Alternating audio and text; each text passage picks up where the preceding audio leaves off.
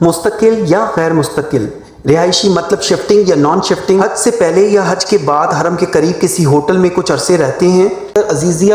کچھ خالدیہ، کچھ شوقیہ میں کے حساب سے مختلف درجات میں تقسیم کیا گیا ہے۔ اور دوستوں السلام علیکم۔ دوستوں اسلامک انفو ٹی وی کے پلیٹ فارم سے میں آپ سے مخاطب ہوں اور آپ کو خوش آمدید کہتا ہوں، اور ایک نئی ایپیسوڈ لے کر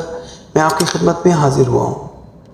ناظرین، عمومی طور پر دیکھنے میں آیا ہے کہ حج کے خواہش مند بہت سے افراد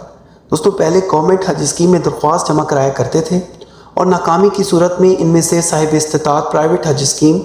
کی طرف رخ کیا کرتے تھے، لیکن ایک بڑی تعداد پرائیویٹ حج اسکیم کو شروع سے ہی ترجیح دیتی تھی۔ لیکن دوستوں آپ کی دلچسپی کے لیے ایک عرض کروں کہ 2013 میں مسجد الحرام کے توسیع منصوبے کے آغاز کے ساتھ ہی صورتحال نے اس وقت کروٹ لی جب سعودی حکومت نے دنیا بھر کے ممالک سے دوستوں حاجیوں کا جو کوٹا تھا وہ کم کر دیا۔ پاکستان میں بھی اس کا اثر پڑا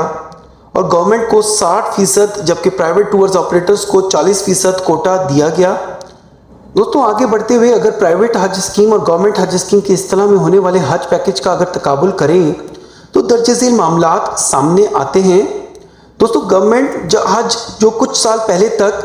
3 مختلف درجوں میں تقسیم ہوتا تھا، تاہم 2013 آنورڈ اس کا ایک ہی پیکج رکھا گیا ہے، جبکہ پرائیویٹ سہولیات کے حساب سے مختلف درجات میں تقسیم کیا گیا ہے، اور جو سرکار کے ساتھ مل کر پرائیویٹ ٹورز آپریٹرز مختلف پیکیجز اس میں رکھتے ہیں۔ دوستوں گورنمنٹ حج اسکیم کے تحت جو قیام گاہ یا رہائش زیادہ تر عزیزیہ، کچھ خالدیہ، کچھ شوقیہ میں رکھی جاتی ہے، جبکہ پرائیویٹ میں عموماً 2 طرح کی درجہ بندی سے پیکج رکھے جاتے ہیں، مثلا مستقل یا غیر مستقل رہائشی مطلب شفٹنگ یا نان شفٹنگ۔ مستقل حاجیوں کی رہائش حرم کے گرد و نواح میں چند میٹر سے چند کلومیٹر تک دوستوں ہو سکتی ہے، جبکہ قابل منتقل حاجی مخصوص عرصے تک حج سے پہلے یا حج کے بعد حرم کے قریب کسی ہوٹل میں کچھ عرصے رہتے ہیں، اور ایام حج کے آغاز سے لے کر حج کی تکمیل کے بعد تک عزیزیہ منتقل کر دیے جاتے ہیں۔ اس قیام کی کئی شکلیں ہو سکتی ہیں، جس میں عزیزیہ کا دورانیہ طویل بھی ہو سکتا ہے اور مختصر بھی دوستوں، جبکہ کچھ پرائیویٹ گروپس کا پیکج صرف عزیزیہ کا ہی ہوتا ہے، یعنی گورنمنٹ حج اسکیم سے ملتا جلتا۔ ناظرین، سستا ترین پرائیویٹ پیکج بھی آپ لوگوں کو پتہ ہے کہ گورنمنٹ پیکج سے بہرحال کچھ نہ کچھ مہنگا ضرور ہوتا ہے۔ اس کی کئی وجوہات ہیں، مثلا حرم کے قریب کرب و جوار میں رہائش کافی مہنگی ہوتی ہے، 3 سٹار، 4 سٹار، 5 سٹار اپنی سہولیات اور محل وقوع کے وجہ سے زیادہ مہنگا پڑتا ہے۔ گورنمنٹ حج اسکیم کا دورانیہ 35 سے 45 دن کا ہوتا ہے، جبکہ نجی حج اسکیم جو ہے اس کا 15 دن سے لے کر 40 دن تک اس کا دورانیہ ہو سکتا ہے۔ پرائیویٹ حج اسکیم کے جو حج آرگنائزرز ہیں وہ ایک سے زیادہ پیکیجز آپ کو آفر کرتے ہیں، جبکہ سرکاری حج اسکیم کے تحت صرف ایک ہی 2013 کے بعد پیکج ہے۔ سرکاری اسکیم قرآن اندازی کے بعد مکمل تصور کی جاتی ہے، جبکہ نجی حج اسکیم میں حالات کی مناسبت سے کافی عرصے تک بکنگ جاری رہتی ہے۔ لیکن دوستوں اس بات کا بھی خیال رکھنا بہت ضروری ہے کہ پرائیویٹ حج پیکیجز میں کافی فراڈ بھی دیکھنے میں آتا ہے ہر سال،